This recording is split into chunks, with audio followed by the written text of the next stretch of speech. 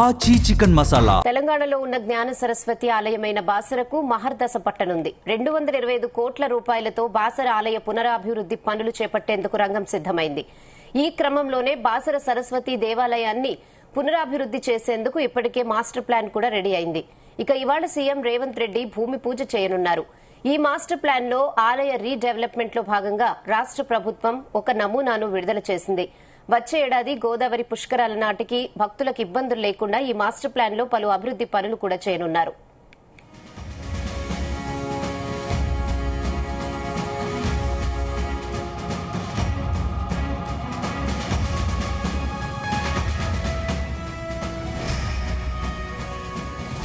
అభివృద్ది పనుల్లో భాగంగా ప్రస్తుతం 2000 చదరపు అడుగుల్లో ఉన్న గర్భాలయం అర్ధ మండపాన్ని ఏకంగా 5000 చదరపు అడుగులకు పెంచేందుకు మాస్టర్ ప్లాన్ లో మార్పులు చేశారు. ఉత్తరం వైపున 9 అంతస్తుల రాజగోపురం, మిగిలిన 3 దిక్కుల్లో 7 అంతస్తుల గోపురాలు, 33 అడుగుల వెడల్పుతో 4 దిక్కుల్లో మాడ వీధులు, ఉత్తర ద్వారాన్ని నిర్మించనున్నారు. మొత్తంగా ఇప్పుడున్న 20,000 చదరపు అడుగుల బాసర ఆలయ విస్తీర్ణాన్ని ఏకంగా 62,000 చదరపు అడుగులకు పెంచుతున్నారు. దీంతో గతం కంటే 3 రెట్లు విశాలంగా ఆలయం కనిపించనుంది.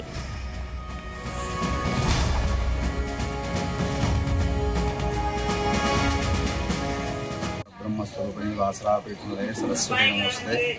శ్రీ బాసర జ్ఞాన సరస్వతి దేవాలయం ప్రసిద్ధిగాంచినటువంటి యావత్ భారతదేశంలో ప్రసిద్ధిగాంచినటువంటి సరస్వతి క్షేత్రంలో ఒకటి.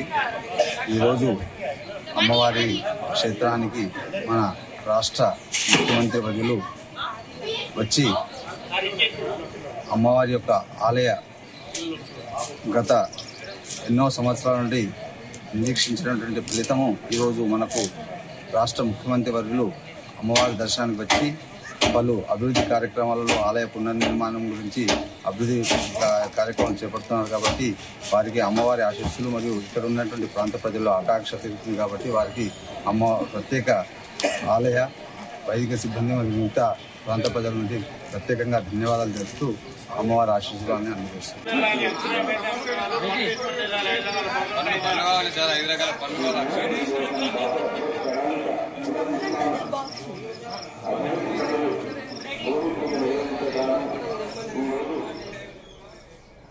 ఇదే విషయంపై మరిన్ని అప్డేట్స్ మా ప్రతినిధి రాజు పటేల్ అందిస్తారు. రాజు పటేల్. Good morning Rehana. నిర్మల్ జిల్లాలో ఉన్నటువంటి బాసర జ్ఞాన సరస్వతి ఆలయానికి మహాదశ చేరుకుందని చెప్పవచ్చు. ఈ రోజు సీఎం రేవంత్ రెడ్డి బాసర జ్ఞాన సరస్వతి ఆలయ పునర్నిర్మాణానికి సంబంధించినటువంటి పనులకు శంకుస్థాపన చేయబోతున్నారు. దాదాపు 225 కోట్ల రూపాయలతోటి భారీ ఎత్తున బాసర ఆలయ అభివృద్ధి పనులకు ఈ రోజు సీఎం రేవంత్ రెడ్డి శ్రీకారం చుట్టనున్నారు. అందుకోసం తగిన ఏర్పాట్లు కూడా పూర్తి స్థాయిలో అధికారులు చేశారు. బాసర ఆలయాన్ని మొత్తం కూడా సర్వాంగ సుందరంగా కూడా తీర్చిదిద్దారు. సో భారీగా పోలీసు బందోబస్తు కూడా ఏర్పాటు చేశారు రెహన్నా. సో బాసర జ్ఞాన సరస్వతి ఆలయం అంటేనే భక్తులకు ఎంతో పవిత్రమైనటువంటి ఆలయము. ముఖ్యంగా అక్షరాభ్యాసాలకు పెట్టింది పేరుగా బాసర జ్ఞాన సరస్వతి ఆలయం ఉంది. అయితే చాలా సంవత్సరాల నుంచి కూడా ఈ అక్షరాభ్యాసాల సమయంలో గాని, మిగతా పవిత్రమైనటువంటి పూజల సమయంలో గాని, పండుగల సమయంలో గాని బాసర ఆలయానికి వస్తున్నటువంటి భక్తులకు సరిపడా వసతులు లేకపోవడము, ఆలయ విస్తీర్ణం కూడా చాలా తక్కువగా ఉన్నటువంటి పరిస్థితులలో బాసర ఆలయాన్ని పెద్ద ఎత్తున కూడా డెవలప్మెంట్ చేయబోతున్నారు. ఆలయ విస్తీర్ణాన్ని కూడా దాదాపు 3 రెట్లు పెంచనున్నారు.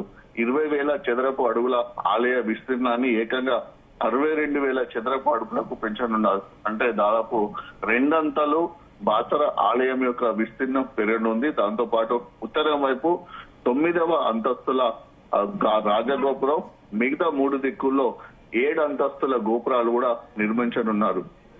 సో దీనికి సంబంధించినటువంటి మాస్టర్ ప్లాన్ కూడా పూర్తిగా రెడీ అయింది. ఇవాళ సీఎం రేవంత్ రెడ్డి ఈ పనులకు సంబంధించినటువంటి భూమి పూజ చేయనున్నారు. మాస్టర్ ప్లాన్ లో ఆలయ రీడెవలప్మెంట్ లో భాగంగా రాష్ట్ర ప్రభుత్వం కూడా ఒక నమూనాను విడుదల చేసింది. వచ్చే ఏడాది గోదావరి పుష్కరాల నాటికి, అంటే 2027లో జరిగేటువంటి గోదావరి పుష్కరాల నాటికి భక్తులకు ఇబ్బందులు లేకుండా ఈ మాస్టర్ ప్లాన్ లో ఉన్నటువంటి అభివృద్ధి పనులు కూడా పూర్తి స్థాయిలో కంప్లీట్ చేయాలని కూడా ఆదేశాలు జారీ చేయడం జరిగింది. రాష్ట్రంలో అక్షరాభ్యాసాలకు నిలయంగా ఉన్నటువంటి బాసరలో అవసరాలకు అనుగుణంగా అటు రాజగోపురం, కోనేరు, ఉత్తర ద్వారం అభివృద్ధి, జ్ఞాన మందిరాలను కూడా ఈ రీడెవలప్మెంట్ లో భాగంగా నిర్మించనున్నారు రెహన్న. ఏటా వసంత పంచమి ఇతర పర్వదినాల్లో పెద్ద సంఖ్యలో భక్తులు బాసర ఆలయానికి వచ్చి తమ పిల్లలకు అక్షరాభ్యాసాలు చేయిస్తుంటారు. తెలంగాణ, ఆంధ్రప్రదేశ్, మహారాష్ట్ర, కర్ణాటకతో పాటు దాదాపు దేశంలోని అన్ని రాష్ట్రాల నుంచి కూడా ప్రజలు ఇక్కడికి వస్తారు. విఐపీలు కూడా తమ పిల్లలకు అక్షరాభ్యాసాలు బాసరలోనే చేయించడానికి ఇక్కడికి వస్తున్నటువంటి క్రమంలో పెరుగుతున్నటువంటి భక్తులకు అనుగుణంగా తగిన ఏర్పాట్లు, అభివృద్ధి పనులు చేపట్టకపోవడంతో తీవ్ర ఇబ్బందులు ఎదుర్కొంటున్నారు.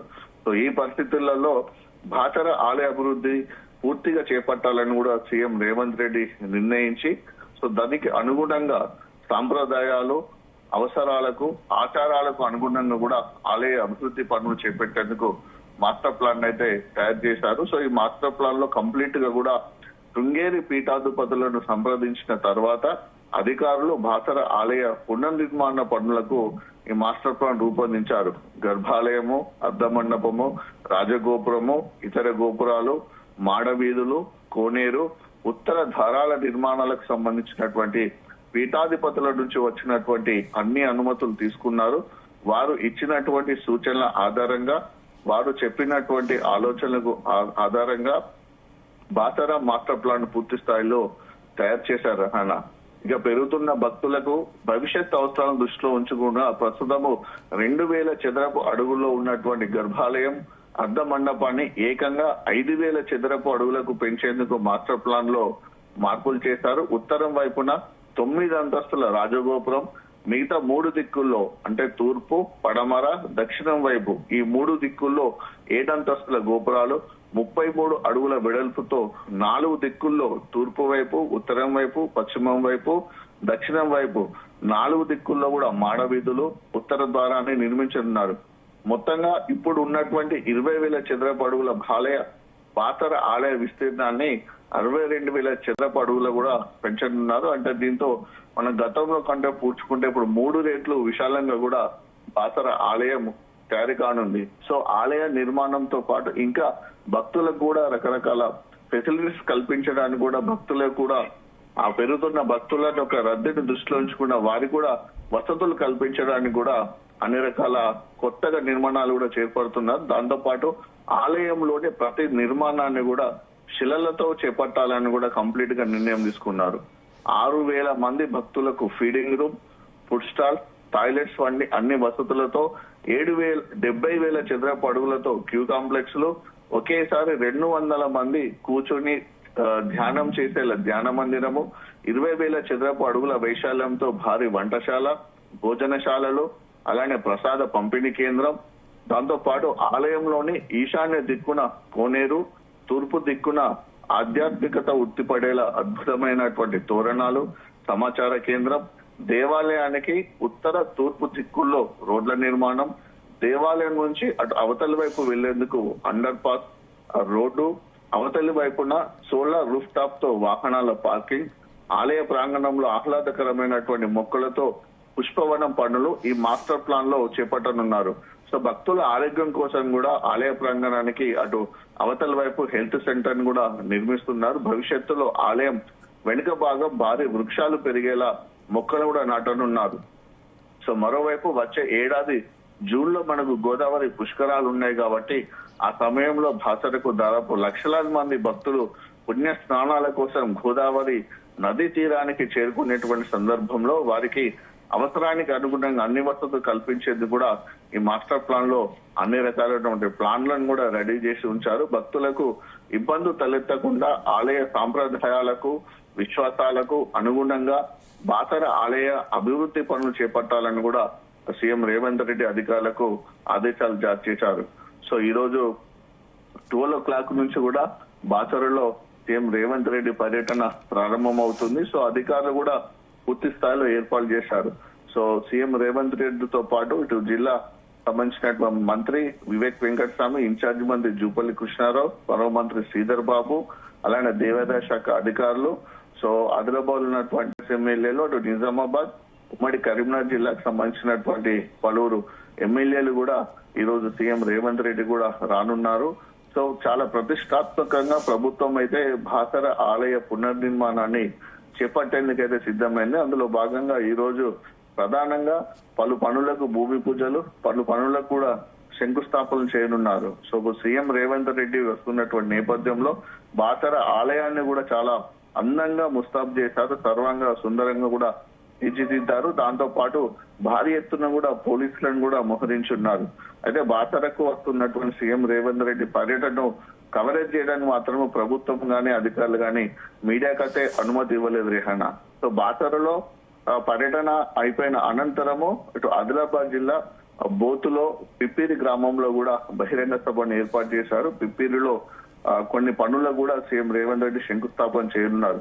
ఎందుకంటే పిప్పిరి అనేది అప్పుడు కాంగ్రెస్ ప్రభుత్వం అధికారంలోకి రావడానికి అక్కడి నుంచి పీపుల్స్ మార్చ్ పాదయాత్రను అక్కడి నుంచి చేపట్టడం జరిగింది. డిప్యూటీ సీఎం బట్టి విక్రమార్క కాంగ్రెస్ పార్టీ అధికారంలోకి రావాలని బోత్ కాన్స్టిట్యూషన్ పిప్పిరి గ్రామం నుంచి పీపుల్స్ మార్చ్ పేరుతోటి పాదయాత్ర చేశారు అక్కడి నుంచి. సో అందులో భాగంగా పీపుల్స్ మార్చ్ పాదయాత్ర కంప్లీట్ అయ్యి 3 సంవత్సరాలు అవుతున్నటువంటి నేపథ్యంలో ఈ రోజు అక్కడ భారీ బహిరంగ సభను కూడా ఏర్పాటు చేశారు. సో పిప్పిరికి సీఎం రేవంత్ రెడ్డి మొదటిసారి వస్తున్నారు. గత లాస్ట్ ఇయర్ కూడా జరిగినటువంటి ప్రోగ్రామ్ కి డిప్యూటీ సీఎం బట్టి విక్రమార్క మాత్రం హాజరయ్యారు. పెద్ద ఎత్తున కూడా అక్కడ అభివృద్ధి పనులు కూడా ఈ రోజు శంకుస్థాపన చేయనున్నారు. అటు నిర్మల్ జిల్లా, ఇటు ఆదిలాబాద్ జిల్లాలో సీఎం రేవంత్ రెడ్డి పర్యటన నేపథ్యంలో అటు పోలీసులు అధికారులు కూడా పూర్తి స్థాయిలో అప్రమత్తమై ఉన్నటువంటి పరిస్థితి నెలకొంది Rehana. Okay Raj Patel, thanks for the updates.